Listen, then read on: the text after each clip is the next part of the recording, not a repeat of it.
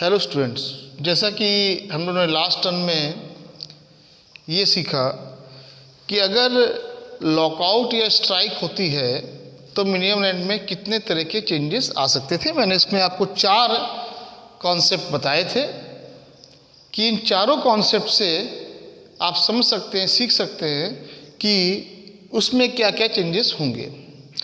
उसी के क्रम में आज हम लोग चलते हैं, उसका एक क्वेश्चन स्टार्ट करते हैं और सीखते हैं कि अगर उसका क्वेश्चन आएगा तो उसको कैसे इम्प्लीमेंट किया जाएगा। जैसे कि मैंने सामने एक सवाल नोट किया हुआ है और यहाँ पे हम इसको एक्सप्लेन कर रहे हैं। सबसे पहले मैंने आपसे लगातार कहा है कि आपको 5 चीज़ें हमेशा क्वेश्चन से निकाल लेनी है: ईयर, प्रोडक्शन या turn, rate of royalty, minimum rent और टाइम। इसके साथ साथ में अब एक आपकी चीज़ स्ट्राइक या लॉकआउट जैसा भी क्वेश्चन में दिया गया है वो जुड़ गया है। तो अब हम लोग को अगर स्ट्राइक और लॉकआउट जुड़ गया है क्वेश्चन में, लास्ट टर्म पे मैंने आपको इसके सवाल नहीं कराए थे, स्ट्राइक और लॉकआउट के मीनिंग समझाया था। आज टर्न है उसके सवाल का, उस मीनिंग को प्रूफ करने का कि वो मीनिंग वही प्रूफ हो रही है कि नहीं हो रही। कैसे? जैसे कि ईयर, आपको ये 5 ईयर दिए हुए हैं। प्रोडक्शन मैंने यहाँ पे ऑलरेडी आपको लिख दिया है: 80,000, 90,000, 60,000, 1,20,000 एंड 90,000। प्रोडक्शन के बाद में हम लोग देखते हैं रॉयल्टी का रेट। आप देखिए तो रॉयल्टी का रेट दिया है 25 पैसा पर टन, यानी कि 25 पैसे पर टन रॉयल्टी आपकी है। अब हम लोग प्रोडक्शन से रॉयल्टी का अमाउंट निकाल लेते हैं। 25 पैसे का मतलब क्या होता है? 1/4 कर दीजिए इसका 1/4। 20,000, 22,500, 15,000, इसका 30,000 और इसका 22,500। ये हमने, आप चाहें तो प्रोडक्शन को 0.25 से मल्टीप्लाई करिए तो भी आपका रॉयल्टी का ये अमाउंट आएगा। अब चलते हैं मिनिमम रेंट पे। कितना मिनिमम है? 24,000। ये आपका मिनिमम आया 24,000, 24,000, 24,000 एंड 24,000। अब देखिए हमने 4th ईयर में मिनिमम रेंट को नहीं लिखा। क्यों नहीं लिखा? क्योंकि क्वेश्चन में देखिए लिखा हुआ है 2014-15 में 3 मंथ्स की स्ट्राइक है, 3 महीने हड़ताल हुई है, स्ट्राइक रही है। मैंने समझाया था आपको लास्ट वन पे कि अगर स्ट्राइक या लॉकआउट होता है तो मैंने कहा था उस ईयर वो मिनिमम रेंट नहीं लिखा जाएगा जो बाकी ईयर में लिखा जाता है। मैंने उसको उस ईयर में नहीं लिखा। अब ये तो मालूम है कि 3 महीने स्ट्राइक है, लेकिन स्ट्राइक में कंडीशन क्या रखी गई है? उन 4 कंडीशन में कौन सी कंडीशन है? तो यहाँ पे मैं एक्सप्लेन कर दूँ। यहाँ पे आपकी कंडीशन है प्रोराटा बेसिस, जिसको हम प्रोपोर्शनेटली भी कह सकते हैं, प्रोपोर्शनेट भी कह सकते हैं। यानी कि फर्स्ट कंडीशन क्या बताया गया था? अगर प्रोराटा, प्रोपोर्शनेट या प्रोपोर्शनेटली वर्ड लिखा हुआ है, इसका मतलब बताया गया था कि जितने महीने भी स्ट्राइक हुई है उतने महीने का मिनिमम रेंट चार्ज नहीं किया जाएगा। तो इन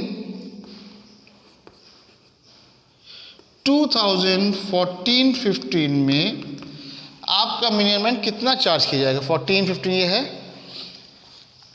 पूरे 12 महीने का मिनिमम रेंट आपका है 24,000। कितने महीने स्ट्राइक है? 3 मंथ है। क्या सिखाया गया था? प्रोपोर्शनेट मेथड में ये बताया गया था अगर जितने महीने में स्ट्राइक होती है उतने महीने का आप मिनिमम रेंट नहीं लेंगे।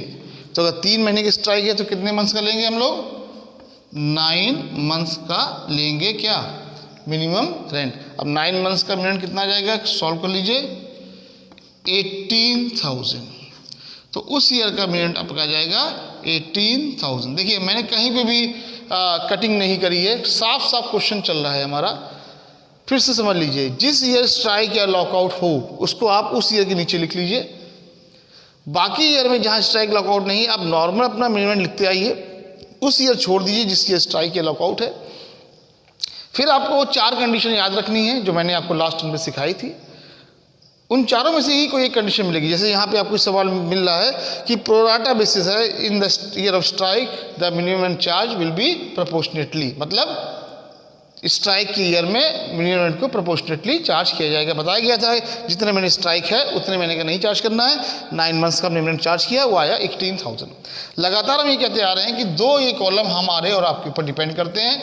अगर मिनिमम रेंट ज़्यादा है, रॉयल्टी कम है तो शॉर्ट वर्किंग, और अगर रॉयल्टी ज़्यादा है, मिनिमम रेंट कम है तो सरप्लस चलते हैं। यहाँ पे ज़्यादा है, ये रॉयल्टी कम है, 4,000 आपकी शॉर्ट वर्किंग, यहाँ पे भी आपका 1,500 शॉर्ट वर्किंग, यहाँ पे भी आप देखिए तो 9,000 आपकी शॉर्ट वर्किंग, यहाँ पे रॉयल्टी ज़्यादा है, मिनिमम कम है तो 12,000 आपका सरप्लस। यहाँ पे उल्टा हो गया है आपका, देखिए फिर से मिनिमम ज़्यादा है, रॉयल्टी कम है, 1,500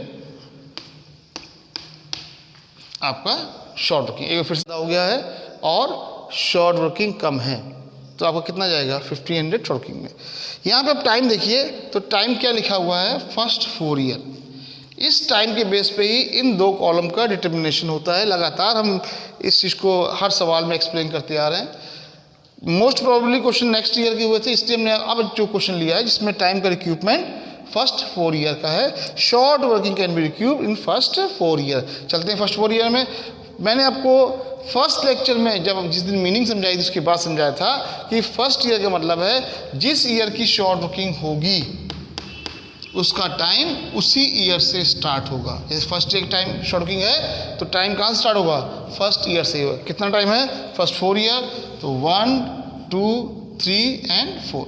अगर इस ईयर की शॉर्ट वर्किंग है, किस ईयर की, सेकेंड ईयर की, तो भी उसका टाइम कहाँ से स्टार्ट होगा, फर्स्ट ईयर से ही, first, second, third and fourth. और अगर थर्ड ईयर की शॉर्ट वर्किंग आपकी है तो उसका भी टाइम कहाँ से स्टार्ट होगा आपका, यहाँ से, first, second, third and fourth. चलते हैं। क्या 4,000 की शॉर्ट वर्किंग के लिए सरप्लस है, नहीं है। 1 ईयर नहीं है, 2 ईयर नहीं है, 3 ईयर, यहाँ पे कितना है 4,000, तो ये क्या होगा, लॉस आपका है 4,000, प्रॉफिट है 12,000, आपका लॉस यहाँ पे रिक्यूब हो गया। देखिए 4 साल का टाइम था, फर्स्ट 4 ईयर, 1, 2, 3। लैंडलॉर्ड क्या कहता है एलआईसी से, मेरे दिए गए टाइम में अगर आपको सरप्लस है तो आप शॉर्ट वर्किंग को कवर कर लीजिए। उसके दिए गए टाइम में उसने टाइम फर्स्ट 4 ईयर दिया है, फर्स्ट 4 ईयर में ये आपकी सरप्लस है, हमने कवर कर लिया। अब इसके लिए चलते हैं। अब यहाँ बचे कितने रिमेनिंग, 8,000, याद रखिएगा 8,000। मैं साइड में लिख भी दे रहा हूँ जितना आपके पास सरप्लस बच रहा है। अभी 8,000 का सरप्लस बचा है। देखते हैं, यहाँ उतरे 1,500 का हमारे पास लॉस और है। इसका भी टाइम कहाँ से स्टार्ट होगा, 1, 2, 3, 4। ये 1,500 भी कवर हो जाएगा हमारा। इसको यहाँ लिख दीजिए, इसी ईयर में रहेगा, ये कहीं आगे पीछे नहीं जाएगा। जिस ईयर टाइम खत्म होता है रिक्रूटमेंट भी आप उस ईयर तक करते रहिए। अभी भी आपके पास कितना पैसा बचा, 6,500। अब आपके पास लॉस कितना है, इसका भी टाइम कहाँ से, 1, 2, 3, 4। लॉस कितना आपका है 9,000। सरप्लस कितना बचा, 6,500। ये 6,500 भी आपका यहाँ पे कवर हो जाएगा। यानी कि पूरा लॉस जो 12,000 का था, 617, 411 एंड 12, ये आपका कवर हो गया। ये आपका सरप्लस खत्म हो गया। 9,000 में आपने कितना कवर किया, 6,500। तो कितना कवर नहीं कर पाए बताइए, 2,500। ये कहाँ चला जाएगा, शॉर्ट वर्किंग अनरिक्यूब में चला जाएगा। आपका पूरा 12,000 पीसेस में रिक्यूब हुआ है। देखिए अगर आप 12,000 एक साथ लिख देंगे तो समझ में नहीं आएगा किसका रिक्यूबमेंट है। मैं फिर समझा रहा हूँ, 4,000 का रिक्यूबमेंट आपने 12,000 से किया, ये लिखा हुआ है, आपके पास सरप्लस बचा 8,000। नेक्स्ट लॉस 1,500 का था, उसका भी टाइम 1, 2, 3, 4 था, उसको भी आपने कवर कर लिया। 8,000 से बचा कितना, 1,500। अभी भी आपके पास हाथ में प्रॉफिट 6,500 रुपये है, लेकिन लॉस कितना है थर्ड ईयर का, 9,000। क्या 6,500 से 6,500 से 9,000 का लॉस कवर हो पाएगा, नहीं। केवल आप 6,500 का ही लॉस कवर कर पाएंगे, वो आपका लॉस कवर हुआ। अभी भी रिमेनिंग लॉस कितना बाकी आपका है, 9,000 माइनस 6,500, 25। ये आपको चला जाता है कहाँ, शॉर्ट वर्किंग अनरिक्यूब में। अब क्वेश्चन ये उठता है कि आखिरी ईयर में भी शॉर्ट वर्किंग है, टाइम कितना था, फर्स्ट 4 ईयर। फर्स्ट 4 ईयर तो आपके हो ही है, 1, 2, 3, 4, ये तो हो गए। अगर इसके बाद भी शॉर्ट वर्किंग आती है तो आप कुछ नहीं कर सकते हैं, उसका रिक्यूपमेंट नहीं होगा, ये सीधे सीधे शॉर्ट वर्किंग अनरिक्यूप में ट्रांसफ़र हो जाएगी। किसी भी शॉर्ट वर्किंग का टाइम अगर ख़त्म हो जाता है तो वो शॉर्ट वर्किंग उसी ईयर के अनरिक्यूप में ट्रांसफ़र होती है, क्योंकि उसको रिक्यूप करने का टाइम ऑलरेडी उसके पास नहीं है, वो लॉस आपका सीधे सीधे प्रॉफिट लॉस में ट्रांसफ़र हो जाता है। अब आते हैं पेमेंट में। एज यूजुअल पेमेंट आपको मालूम है कि हम लोग हर साल पेमेंट मिनिमम रेंट का करते हैं, आपका 24,000, थर्ड ईयर भी आपका 24,000 है, फिर आपका है 18,000 और लास्ट में आपका है 24,000। यहाँ पे ये चीज़ आपकी जो मैंने लास्ट में समझाई थी, स्ट्राइक और लॉकआउट की कंडीशन में क्वेश्चन कैसे किया जाता है, ये आपका एक क्वेश्चन फॉर्म में हमने इसको एक्सप्लेन कर दिया है। इस लगातार हम आपको इसकी एंट्री भी एक्सप्लेन करते चले जा रहे हैं, लेक्चर्स में समझाया है। अभी लास्ट टर्न पे मैंने आपको इसके जो अकाउंट्स कैसे बनते हैं, landlord account, royalty account, short working account, वो भी मैंने आपको एक्सप्लेन किया है। अब आप चाहें तो इसका अकाउंट्स आप अपने आप से बना सकते हैं।